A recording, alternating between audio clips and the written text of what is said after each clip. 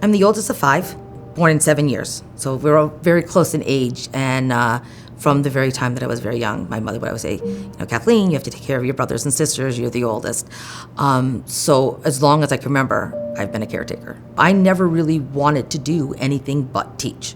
It's really it's all I can ever remember wanting to do. Early childhood is not a well-paying field. To stay in this field has required sacrifices, not only for me personally, but my husband, my 4 kids. They had to make a lot of sacrifices growing up. Money was tight and resources were slim, and they made the sacrifices right along with me.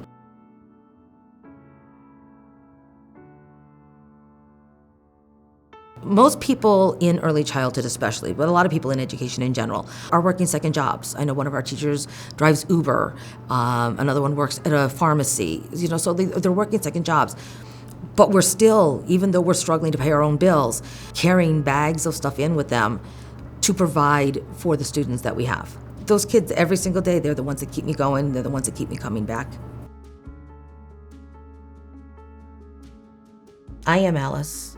Asset, limited, income, constrained, employed.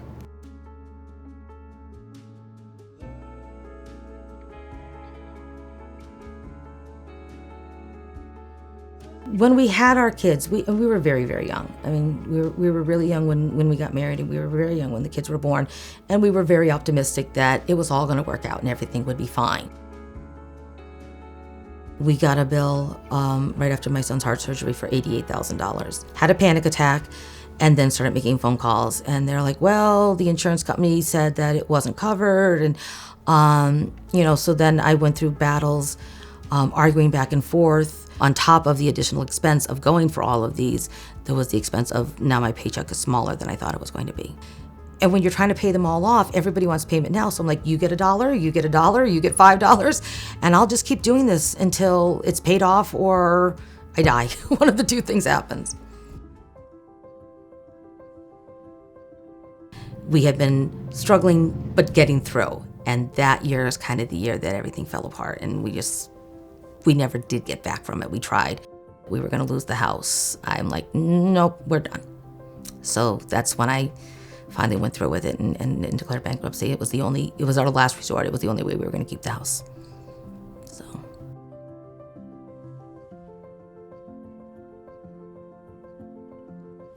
My youngest son's senior year at Wilkes, his senior year financial aid disappeared. So my husband and I had to pay out of pocket for his senior year. We couldn't get any loans. We were completely and utterly tapped out at that point. Did everything we possibly could do to get that paid so that he could graduate on time.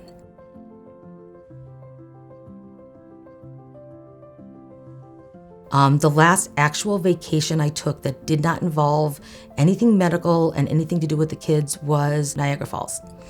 And we're coming up on our 30th wedding anniversary this November, so it's been 10 years. There's a lot of things we'd like to do. We just don't have the money to do it. So it waits. This is the reality of life today. No matter how hard you work, no matter how many jobs you work, if you don't fall into the very, very below where you can get assistance, or in the very upper tier where you can afford to live, you're struggling and you're swimming, and all it takes is one bad thing to happen and everything falls apart.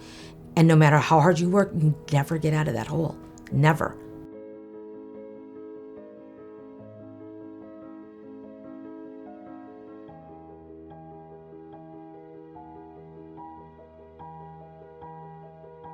It's hard to think that you've worked your entire life and have nothing to show for it. And I know that I do. I know I have a roof over my head, and a lot of people don't. And I have 4 kids who are great, great kids. So I realize that I am blessed, and I realize that I am fortunate, and more fortunate than a lot of people. But there are also days when I feel absolutely buried, and I feel like I'm drowning, because it just feels like I'm never gonna get out from under, and not worry about where the money's coming from and what we're gonna have to sacrifice in order to do it. I am Alice. I think there's a whole lot of people out there that are Alice and probably are afraid to admit that they're Alice. Don't give up. even though you feel like it. I frequently feel like it. But we've got to stick together, and more people have to start coming out. And it's hard to admit it. It's hard to admit that, you're struggling. No one's life is perfect. We've all got to be together, and we've all got to get together and demand that things change.